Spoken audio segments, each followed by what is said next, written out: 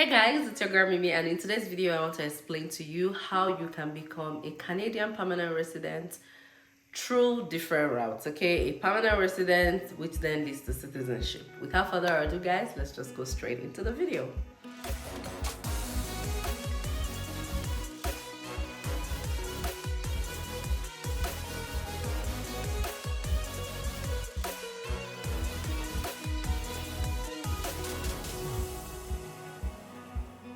So you've probably seen how IRCC wants to be selecting the next immigrants that will be coming to Canada. And they've made it very clear. You can go to their website right now, canada.ca, that they want people in healthcare, people in trading, plumbing. I'll put the list, and of course as well, if you have French, that would definitely make your chances bigger. Now, there are different routes to becoming a Canadian permanent resident. You can come through the student route, you can come through the Federal Express Entry route, you can get a PMP. I'm going to be explaining all of this in a minute, and you can also come through a work permit. These four I will be explaining in this video. Let's start from the student route. You get an admission to come study in Canada. Let's say you use your master's for example. You finish your master's degree, you get a job. You need at least minimum of 1 year work experience for you to apply for your permanent residency. And once you gain that 1 year work experience, you just go straight into the IRCC website, which is canada.ca, and you would submit all your documents. The only difference this time, because you schooled here and you work here, you don't need to submit a bank statement. You still have to take the IELTS test, and every other thing still applies. There's no other aside you submitting a bank statement, like proof of fund. Proof of fund is the only thing that you don't have to submit since you're applying within Canada. And then you wait, they do the draw, they pick you, you wait again, get the email to submit your passport for stamping, and boom, you're now a Canadian permanent resident through the student route. Another way to come to Canada, guys, is through our federal program. Okay, so this means you are outside Canada, and just like me, that's how I came. You will get all your documents ready, your IELTS test, your degree verified by WES. You have to get your bank statements, you have to do biometrics, you have to do your medicals, you have to you have to do your medicals, you have to take the IELTS test, all of those things, and your work experience that you want to use. You have to make sure that your NOC matches with your work experience. Put all of this together, go to IRCC website, again, canada.ca, create a profile. I have videos on how to create a profile on this channel. Create a profile, put all these documents together, you submit, you wait for them to reach back to you if they need additional document or if they don't need any additional documents, and you wait for the golden email to submit your passport. I'm just giving you guys different ways, right? There are more details to these things. But before you get to this passports, I just know that there's going to be a background check on you. There will be so many criminality check, just to make sure that everything is okay. You can track all of this with that same profile. So your passport is stamped now. You land in Canada. It's a one-time visa. As soon as you land, right there at the border, they're going to ask you to fill a form. You fill all those forms for your permanent resident card to be sent to you. Takes about 2 months averagely, and then on the average, and boom, you're now a Canadian permanent resident through the all federal program draw. Another way, guys, is through the PMP. PMP is also similar to it's actually the same as the federal. The only difference is that for PMP, you would target a particular province that you want to go for, that you want them to nominate you for a provincial nomination. Let's say I'm interested in Saskatchewan, for example, and then I apply for Saskatchewan PMP. I put all my documents together, I wait for them to reach back to me. Immediately you get a PMP, it gives you 600 points. That 600 points then therefore is what you then use to add to your background, to add to your degree, all the points you've gotten for your age, for your degree, for your work experience, for your IELTS, all those points that you've gotten. So let's say before your point is like 400, right? Now with that PMP that you get from Saskatchewan, which we're using in this example, is going to be 600 points. You have 600 points, you're 400 points. You see, now you're in 1000 points. For sure, the next the next draw that they're going to do, they're definitely going to take you. So yeah, they take you in that draw. That means you are also in the express entry poll. You wait, they send you that ITA invitation to apply. You put all of your documents together, all those things that you use in claiming points. You have to, at this point, you know, when you're creating your profile, you don't have to submit your degree or anything like that. It's when you get the invitation, which means, or they do a draw and then they send you that invitation to apply. This is when all those documents, your IELTS test, your degree, your work experience, you know, an authentic letter from your HR explaining what you do, you know, in your work experience, all of these things, you put it together, and then you wait for that passport request as well. Now, the difference between when you get a PMP to get a 600 points is that you are going to live in that particular province that gave you that 600 points. That means you cannot wake up and say, I'm moving to Alberta. You have to stay in Saskatchewan, because Saskatchewan is the one that gave you 600 points, right? Now, I know that there are different reasons why people leave. One of those reasons is that maybe you try to look for a job in Saskatchewan, maybe like after 6 months and you couldn't find, but you have to have a genuine reason. If not, you are going to have a problem eventually when you're applying for, or when you're filing for your citizenship. All right, so that is the difference. So for PMP, you go and stay in the province that gave you that 600 points. For all federal program draw, you can choose to live in any province of your choice in Canada.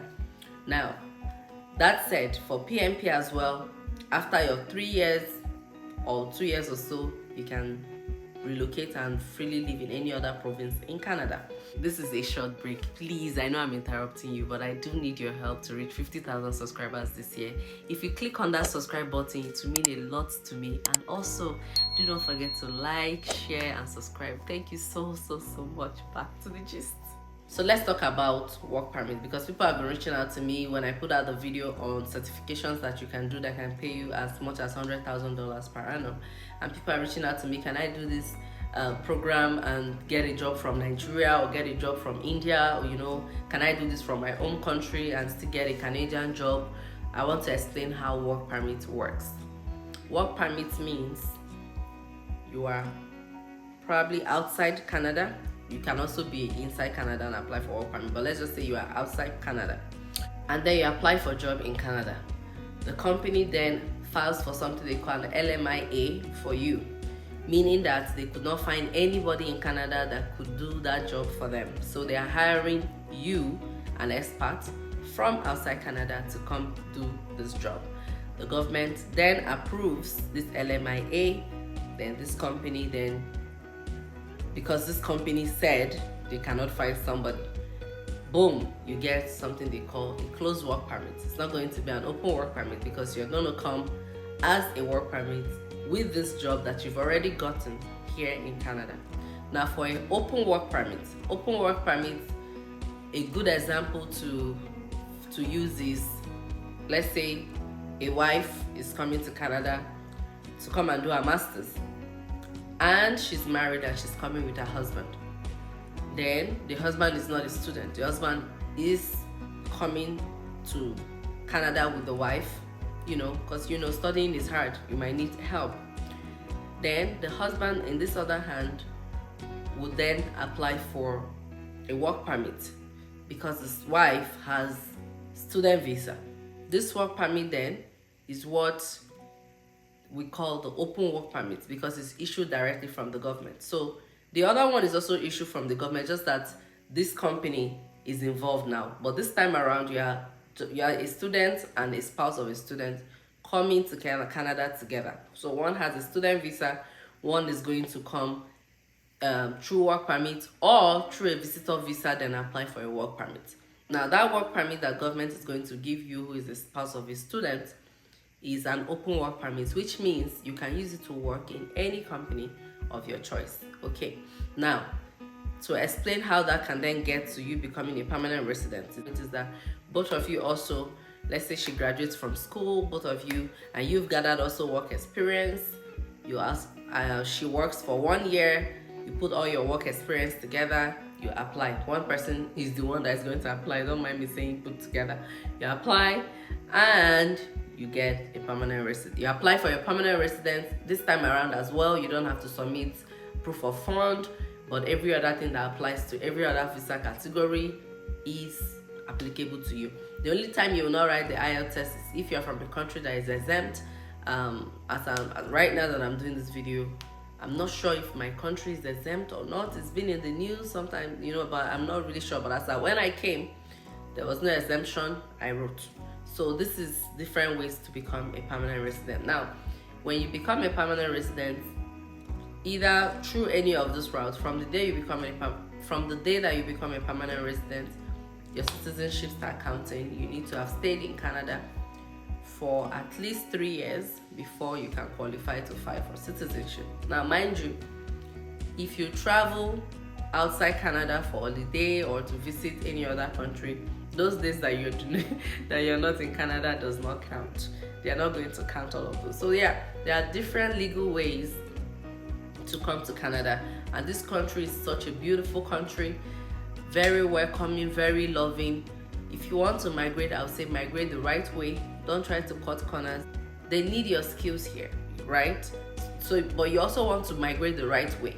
I've seen people ask me some questions. I'm like, how is that even possible? Like, one of those questions is, can I convert a visitor visa to a work visa? Now, the truth is, it's a yes and it's a no. How do I say yes and no? The simple answer is you cannot work with a visitor visa. It's not even possible, because for you to be able to work in this country, you must have an SIN number, which is your social insurance number. That social insurance number, there is no company that is going to hire you without asking for it, because that's how they are going to be able to pay government. That's how government will deduct your tax, right? Now, if you're a student, you will get a social insurance number. If you're a permanent resident, you get a social insurance number. If you're on temporary work permit, closed work permit, or open work permit, you would get a social insurance number. Now, if you're on visitor visa, you cannot get a social insurance number, which then means that you cannot work with a visitor visa. However, let's say you come to Canada with a visitor visa and you're applying for jobs while you are in Canada as a visitor, and then a company finds you, and then a company decides to hire you, okay, say that your skills are impeccable. It goes back again to that LMIA. That company needs to apply for an LMIA for you to say that I want to hire this person because I've been looking to employ someone with these skills and I couldn't find, and now I found this person. Then the same thing applies again. You get an LMIA, government approves, now you get a work permit. So you see, visitor visa on its own, you cannot use it to get a job, but you can use a visitor visa. Let's say you come into Canada as a visitor and you decide to also apply to study.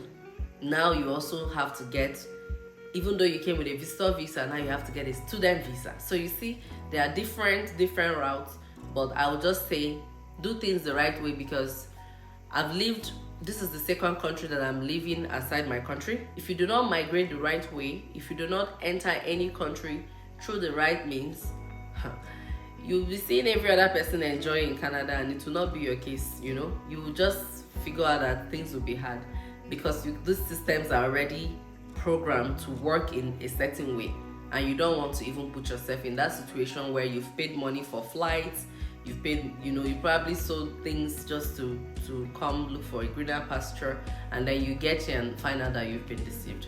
So yeah, let me know if any of those points helps, and if you have another question, let me know in the comment section. As always, you always see me in the comments replying and answering as much as I can. Also, if you want to take advantage of this new programs that the government just rolled out, I'm going to be putting the link to the article in the description box below. I'm also going to be putting the link where you can see all the things that IRCC is saying that they currently need right now in the description box below.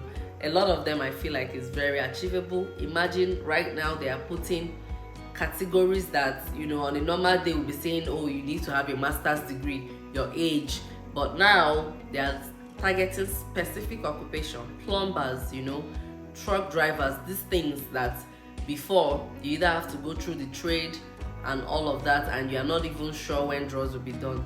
But they are saying now that these are the occupations: healthcare, tech. I'll put all of them in the description box below. Click and read for yourself and see how you can probably still, if you need to learn a new skill, nothing is impossible, right? If you want something so bad, you have to be willing to go the extra mile for it as well. Now, I'm done preaching. Thank you so much for watching. As always, don't forget to like, to subscribe, to share, and comment in the comment section so that I know that you find this useful. Thank you so much for watching as always, and see you on my next video.